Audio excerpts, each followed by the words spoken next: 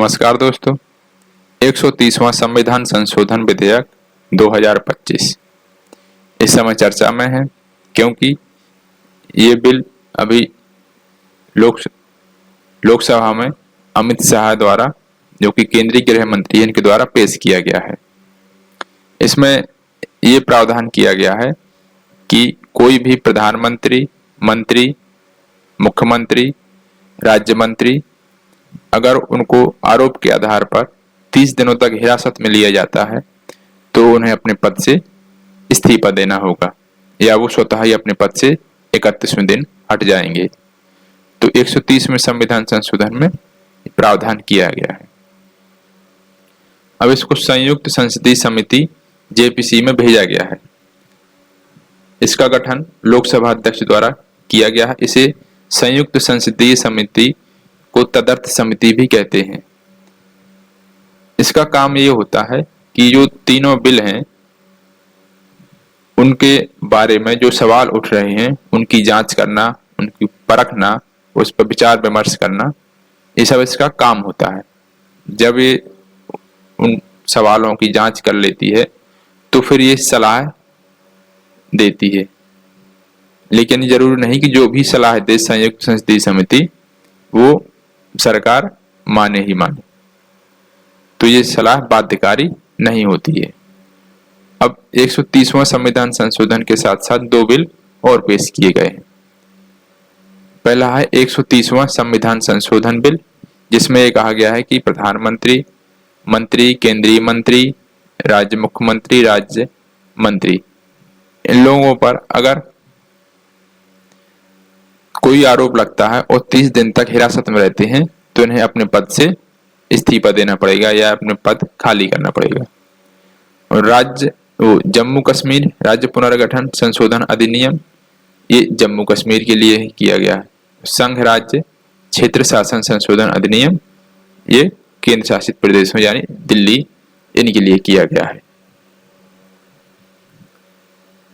तो अभी ये बिल पेश किए गए हैं।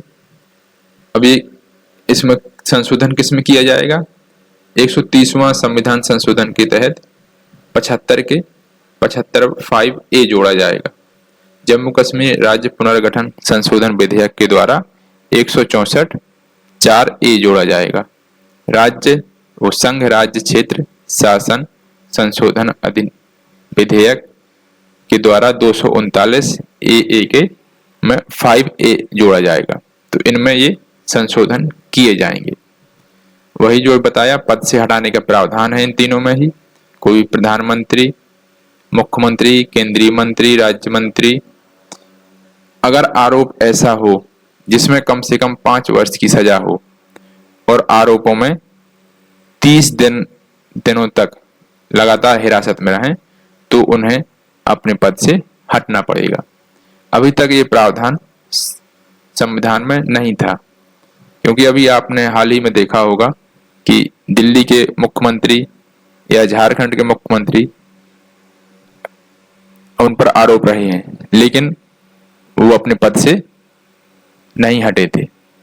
अभी तक ऐसा प्रावधान नहीं था, लेकिन अगर ये बिल पास हो जाते हैं तो अब ये ऐसा नहीं रहेगा। कोई भी 30 दिनों तक हिरासत में रहेगा तो उन्हें अपना पद छोड़ना पड़ेगा। इसकी प्रक्रिया क्या है? अगर कोई केंद्रीय मंत्री है, उन पर आरोप लगते हैं, तो प्रधानमंत्री यदि राष्ट्रपति को सलाह दे तो उन्हें 30 दिन के अंदर भी वो पद से हटा सकते हैं। अगर प्रधानमंत्री जी राष्ट्रपति को सलाह नहीं दें तो 31वें दिन वो स्वतः ही उनका पद समाप्त हो जाएगा।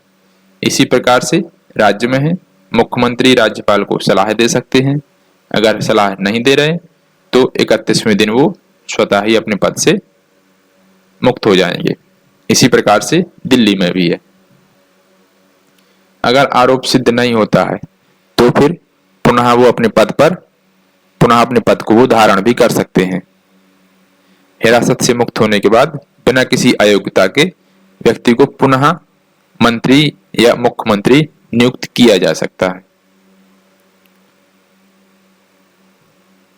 इसके पीछे सरकार का तर्क या उद्देश्य क्या है कि जो भी मंत्री हैं वो ईमानदार रहें, ईमानदारी के प्रति सजग रहें, सुशासन बना रहे, लोगों का अपने नेतृत्व या जनप्रतिनिधित्व पर भरोसा भी बना रहे, जो भी मंत्री हैं उन पर गंभीर आरोप भी ना हो। तो ये शासन में नैतिकता और जवाबदेही सुनिश्चित करना है, क्योंकि हिरासत में व्यक्ति पद पर रहकर शासन को प्रभावित कर सकता है। तो ये सरकार ने कुछ तर्क और उद्देश्य दिए। अब इसकी आलोचना भी हो रही है, क्योंकि ये सिर्फ आरोप के आधार पर हिरासत में लेने के बाद पद से मुक्त होना पड़ेगा या इस्तीफा देना पड़ेगा। इसका राजनीतिक दुरुपयोग भी हो सकता है, जैसा कि विपक्ष की पार्टियां कह रही हैं, इसका राजनीतिक दुरुपयोग भी हो सकता है और जल्दबाजी में लाया गया है ये। तो ये कुछ सवाल विपक्ष की तरफ से हैं।